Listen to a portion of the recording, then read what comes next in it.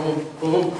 I'm gonna fall back. I set up my shoe back, bang. And now I'm obviously looking to get my tap. The thing about the knee bar, guys, the knee bar requires more elements to be like necessarily in the right little puzzle piece holes than like pretty much any other leg lock. There's a lot of things that have to be just crisply right. If the angle's a little bit off, generally speaking, you're not going to be able to get a finish. If the knees aren't just right, you're not going to be able to get a finish. The angle's the biggest part though. If I'm off by like 5 degrees, that can make me like need like another 100% more than I already have in terms of juice to be able to get that tap. So I need so much alignment. Oftentimes, if he disaligns, it means my knee bar is gone. I might not get it back. It's very hard to get back to this position that's leg perfectly straight, but it really, really nicely sets up other leg locks if you know how to do that.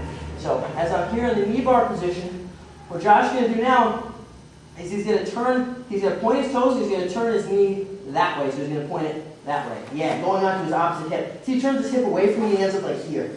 Now, I can do this all day, right? I'm not necessarily going to get a tap out of it. So what do I need to do to get a tap out of it? So we're here.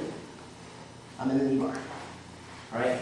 He points his toe, rotates his hips away from me like this. I've lost it. I tuck his foot underneath my top hip, and I'm going to bring my right arm, so the one that was on bottom, bring our right arm underneath. Slide this under and through.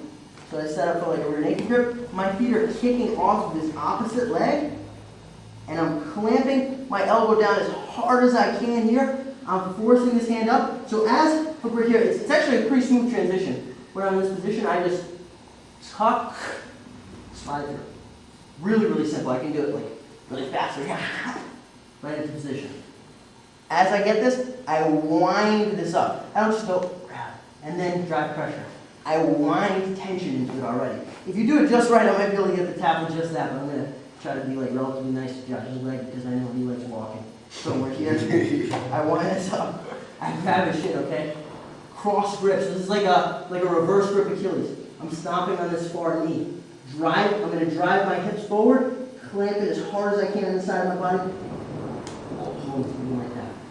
Okay, you start off in the knee bar again. There's a bunch of other variations from here too, but if I'm here, right, go for my fight, he turns his knee up to face the ceiling, rips his hips away from me, now he's facing this way. Tuck, and look. So this is here, as I pull this up, I tuck this under. My shoulders are already over the top. Other position. Folding his toes down like that, that's fine, that's great.